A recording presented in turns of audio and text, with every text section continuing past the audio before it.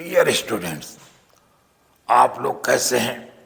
मुझे पूरा विश्वास है बच्चों, आप लोग अच्छी तरीके से होंगे, स्वस्थ होंगे और अच्छी तरीके से अपनी पढ़ाई कर रहे होंगे। मेरे बच्चों, मैं आपको बताना चाह रहा हूं, ईश्वर भगवान सबके जीवन की रक्षा खुद से नहीं कर पाते, इसलिए उन्होंने इस धरती पर अपने रूप में डॉक्टर को भेजा है। मेरे बच्चों, आप सभी लोग डॉक्टर बनना चाह रहे हो, मतलब इस धरती पर भगवान का रूप धारण करना चाह रहे हो। बड़ी अच्छी बात है, हमारी इस धरती पर डॉक्टर को भगवान का दूसरा रूप माना ही जाता है। तो बच्चों, मेरी शुभकामना है, मेरा आशीर्वाद है कि आप लोग नीट यूजी एग्जाम में सफल हों और उच्च कोटि के डॉक्टर बने। भाई बच्चों, पिछले लेक्चर में हम लोग पढ़ रहे थे अबाउट द फाइलम एनिलिडा। आज इस लेक्चर में हम लोगों को पढ़ना है अबाउट द फाइलम आर्थ्रोपोडा। हमको पढ़ना बच्चों फाइलम आर्थ्रोपोडा के बारे में। फाइलम आर्थ्रोपोडा, जब भी हम किसी फाइलम का नाम लेते हैं तो सबसे पहले बात करते हैं who coined the term arthropoda. तो बच्चों, term arthropoda was coined bye one Siebold. और यहीं पर आपको हम बता दें बच्चों, आर्थ्रोपोडा को अगर देखें तो ये दो वर्ड से मिलकर बना है। One is arthros. Arthros means होता है ज्वाइंटेड, और पोडा या पोडास, पोडास मीन्स होता है लेग्स या अपेंडेजेस। मतलब एनिमल्स हैविंग ज्वाइंटेड अपेंडेजेस या ज्वाइंटेड लेग्स, जिसको आप हिंदी में कह सकते हैं संध युक्त पैर वाले एनिमल्स को हम लोग कहेंगे आर्थ्रोपोड्स। और एक चीज बता दें यहीं पर कि presence of chitinous exoskeleton is also the characteristic feature of arthropods.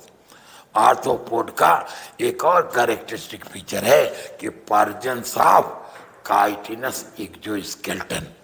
आइए बच्चों, जरा हम आपकी एनसीईआरटी बुक को भी देख लें। ये आपकी एनसीईआरटी बुक है। कहते हैं बच्चों, phylum Arthropoda is the largest phylum in kingdom Animalia according to the number of species. माने स्पेसीज की संख्या के आधार पर देखा जाए तो किंगडम एनिमलिया का सबसे बड़ा फाइलम आर्थ्रोपोडा ही है।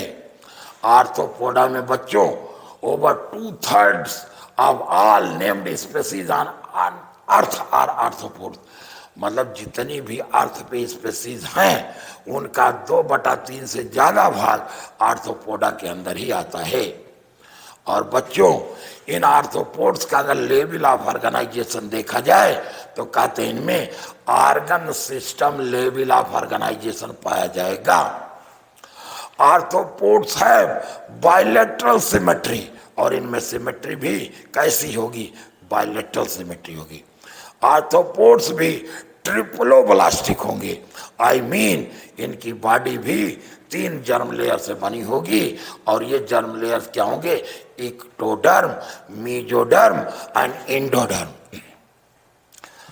आर्थ्रोपोड्स की बॉडी भी सेगमेंटेड होती है, और इसमें कैसा सेगमेंटेशन होगा? True segmentation. ट्रू सेगमेंटेशन को बच्चों हम लोग कहते हैं मेटामेरिक सेगमेंटेशन। लेकिन आर्थ्रोपोड्स की बॉडी में only external segmentation is visible, internal segmentation नहीं दिखता यहाँ पर। जैसा आपने एनिलिडा में देखा था, एनिलिडा में एक्सटर्नल और इंटरनल सेगमेंटेशन दोनों विजिबल थे, लेकिन आर्थ्रोपोडा में केवल एक्सटर्नल सेगमेंटेशन विजिबल होता है बच्चों। इसके बाद ये जो आर्थ्रोपोड्स होते हैं इनमें सीलोम डेवलप्ड होती है। आई मीन मेजोडर्म से लाइंड बॉडी कैविटी सीलोम पाई जाती है। इसीलिए हम लोग कहते हैं arthropods are coelomate animals, arthropod coelomate animals होते हैं। कहते हैं इनकी बॉडी जो होती है, जैसे मान लीजिए तो कहते हैं it is covered by chitinous जो स्केल्टन, अभी मैंने बोला था कि पर्जन्स ऑफ काइटिनस जो skeleton is the characteristic feature of arthropods. अब बच्चों एक चीज और बता दें, जैसे आर्थ्रोपोड्स है इनकी body normally head, thorax and abdomen में डिफरेंशिएटेड रहती है। हेड, थोरेक्स एंड एब्डोमेन में डिफरेंशिएटेड होती है। कभी कभी क्या होता है हेड एंड थोरेक्स फ्यूज कर जाता है और ये हो जाता है सिफाइलोथोरेक्स एंड ट्रंक में डिफरेंशिएटेड होता है, या सिफाइलोथोरेक्स एंड एब्डोमेन में डिफरेंशिएटेड होता है। और कभी कभी क्या होता है थोरेक्स एंड एब्डोमेन फ्यूज कर जाता है और इस तरीके से हेड एंड ट्रंक बन जाता है। तो मेरा कहने का मतलब नॉर्मली क्या होता है आर्थ्रोपोड्स में बॉडी डिफरेंशिएटेड होती है हेड, थोरेक्स एंड एब्डोमेन में। इनका जो रेस्पिरेटरी ऑर्गन होता है जनरली ये एयर ब्रीदिंग इंसेक्ट होते हैं, कुछ एक्वेटिक भी होते हैं, लेकिन जो एयर ब्रीदिंग है उनमें मेन रेस्पिरेटरी ऑर्गन जो होता है बच्चों यहाँ पे होता है ट्रैकिया या ट्रैकियल सिस्टम पाया जाता है। लेकिन जो एक्सक्रीट मीन्स एक्वेटिक हैं उनमें गिल्स, बुक गिल्स एट्सेट्रा भी पाए जाते हैं। मतलब इनका जो रेस्पिरेटरी ऑर्गन है बच्चों गिल्स होगा, बुक गिल्स होगा, बुक लंग्स होंगे या फिर ट्रैकियल सिस्टम होंगे। इसके बाद बच्चों नॉर्मली इनमें जो सर्कुलेटरी सिस्टम होता है वो ओपन टाइप होता है। ओपन टाइप का मतलब closed blood vessels are absent. जैसे अगर इंसेक्ट की बात करें, इंसेक्ट में क्या होता है जो इनका ब्लड होता है जिसको हम लोग हीमोलिम्फ कहते हैं वो इनकी बॉडी कैविटी या सीलोम में भरा रहता है। As the coelom is remain filled with blood, that's why coelom of insect is also called as hemocoel। इसको हम लोग hemocoel कहते हैं। मतलब coelom of insect is called as hemocoel। Why? Because this coelom is remain filled with blood।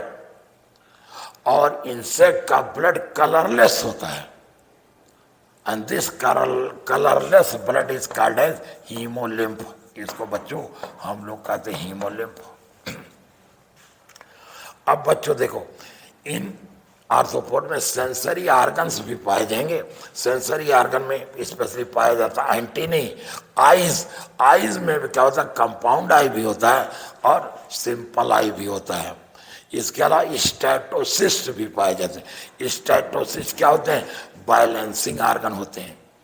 हमने कहा बच्चों यहाँ पर सेंसरी ऑर्गन पाया जाता है antennae, eyes and statocyst. Statocyst is the balancing organ of the arthropod. अब बात होती है एक्सक्रीशन। भैया या बच्चों ये जो इंसेक्ट होते हैं आर्थ्रोपोड्स होते हैं ज़्यादातर इंसेक्ट्स जो होते हैं यूरिकोटेलिक होते हैं। यूरिकोटेलिक का मतलब बच्चों यूरिकोटेलिक का मतलब होता है यूरिक एसिड एक्सक्रीटिंग प्रॉपर्टी होती है इनमें, यूरिकोटेलिक होते हैं। I mean they excrete uric acid as excretive waste. Insect का जो एक्सक्रीटरी ऑर्गन होता है उसको कहते हैं बच्चों मालपीजियन ट्यूब्यूल्स। तो Malpighian tubules are the excretory organ of insects. Insect क्या करते हैं they excrete uric acid as excretive waste. Excretive waste के रूप में जो यूरिक एसिड ऑलमोस्ट क्रिस्टल के फॉर्म में रिमूव होता through the faecal matter. I mean uric acid is insoluble in water. इसके बाद बच्चों हम इंसेक्ट की बात करें तो insects are generally unisexual. Unisexual का मतलब dioecious, that is both males and females are separate. और बच्चों इनमें जो फर्टिलाइजेशन होता है it is generally internal. Fertilisation is generally internal and arthropods are generally oviparous. या एग लेइंग होते हैं ओविपायरस होते हैं। डेवलपमेंट ऑफ आर्थ्रोपोड में भी डायरेक्ट और इनडायरेक्ट, कुछ में डायरेक्ट होता है, कुछ में इनडायरेक्ट होता है। अब बात करें बच्चों एग्जाम्पल्स की इनकी, तो अगर एग्जाम्पल्स आप देखो बच्चों, एग्जाम्पल्स में आपको मिलेंगे economically important insect. Economically important insects में आपको बच्चों मिलेगा honey bee, Apis. Rearing of honey bee की रेयरिंग को, मधुमक्खी पालन को हम लोग कहते हैं AP culture. AP culture. Honey bee social and colonial insect है। इसका जो मेल होता है इसको ड्रोन कहते हैं, और ड्रोन होता है haploid, I mean unfertilised egg से डेवलप होता है drone of the honey bee. इसका मतलब डेवलपमेंट विदाउट फर्टिलाइजेशन होता है ड्रोन का डेवलपमेंट, मेल हनी बी का। और development without fertilisation is called as parthenogenesis. इसका मतलब हनी बी का जो मेल होता है ड्रोन पार्थिनोजेनेटिकली डेवलप करता है, ये मैं बताना चाह रहा हूं। इसका जो फर्टाइल फीमेल होता है उसको कहते हैं क्वीन, और हनी बी की कॉलोनी में केवल एक क्वीन भी होती है।